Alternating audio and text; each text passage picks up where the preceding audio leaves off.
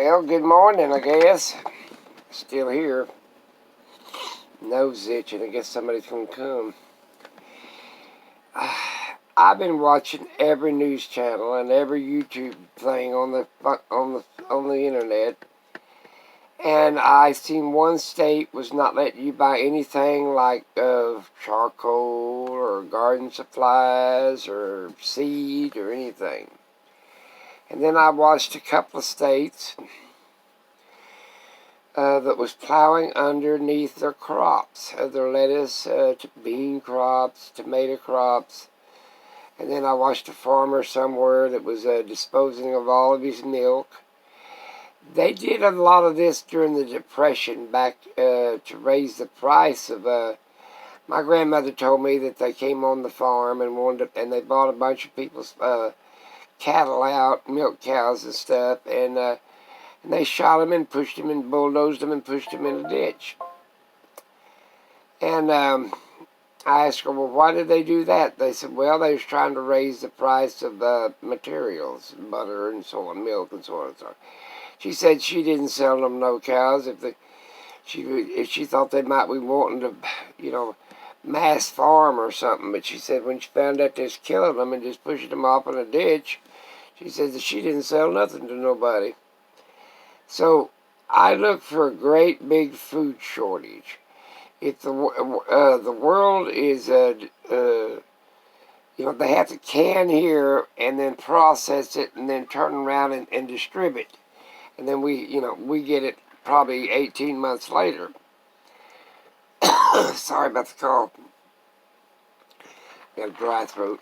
That's because I had the cancer. So, to me, if you got any seeds, this, that, and other, maybe you need to plant a little bit of it to have some fresh vegetables like tomato, lettuce, whatever. Because it's going to be a food shortage about 18 months from now. Well, I would say within 9 to 18 months. They won't get rid of the stockpile within probably 6, 7, 8 months. And then we'll have, if they're not recanning stuff like, the canneries don't open, and they said that one state said they didn't have enough workers to collect the food, to pick the lettuce or the tomatoes or whatever, or process it. So therefore, I don't know whether they was using illegal aliens or they was using domestic workers, but they didn't have enough workers to harvest the crops, so they just bulldozed it under. So that makes me worry down the road, are we going to have enough food? Because they can pretty well empty the shelves in a Walmart or Target or a regular neighborhood grocery store in just a few minutes. We've seen that happen. Some of us has got 2 or 3 years worth of food put up. A lot of people ain't got 10 days worth of food put up. About a year ago, that the government said, well, it's been over a year, but the government used to say they used to have 4 weeks of food, 4 to 6 weeks of food put up and water. Then they changed that to they said 6 months worth of food and water. Well, right now, nobody's got probably 6 months worth of food and water put up.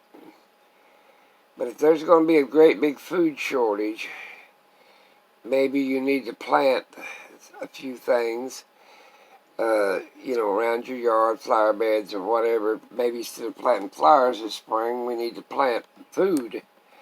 And then I seen people buying baby chicks. Well, it takes almost 18 weeks, about 18 weeks for them to start laying eggs, or 16 weeks or so to have fryers or something like that.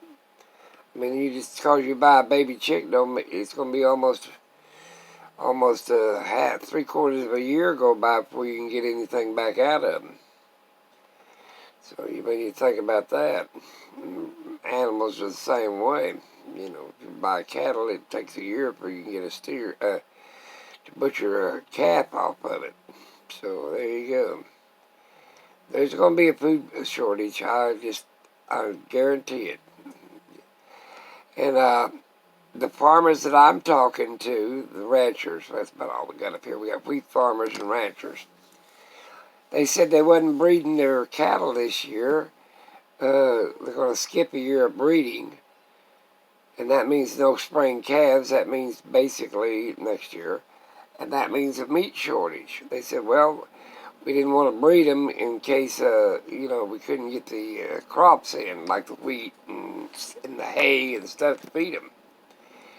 So it makes me think, boy, if we don't get that wheat in, I've seen the farmers, I've looked at them and talked to them in my area, because that's about all we got to talk about. And I live in Oklahoma, and they plant a lot of wheat up here. This is in the wheat belt. And on further north up there, I was up there earlier this year and I'd seen the soybeans and the corn up in Nebraska and up in Kansas and up that direction. So it makes me think, we can't get them crops in, but a bunch of people are going to go hungry. I used to say the army moves on the stomach, and if you can't feed it, it don't move very fast. And everybody worried about toilet paper, and they're worried about hand sanitizer. You better start worrying about your good, because I look for basically a great big food shortage. I better let you go. I don't want to talk too long, but think about planting a few things around the house. I don't know what you're going to do for meat or whatever, but if you have canned goods, buy canned stuff. Buy extra when you can, because there's going to be a food shortage. There was in the Depression. That's why they they used to have a coupon book. If you needed a pound of coffee, you had to have the money and the coupon to get the coffee. Well,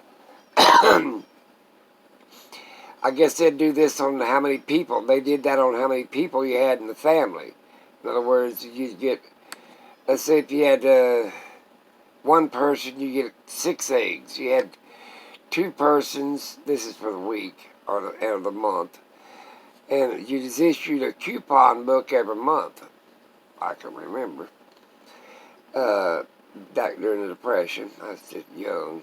But it's sort of like modern days. They had a food stamp deal where you could buy food stamps, or they give you food stamps or some shit, and you could buy anything on the food stamp. But this was a different thing. This was specific items that you could have. You get so many gallons of gas for the month, and this, that, and the other. They had a rationing book that was, due to the war effort and everything else, and the Depression. But that's what they're going to end up doing. They're going to, you've only got 3 people in your family, well, you only get this amount of food, or this amount of deal. So there's going to be a food shortage.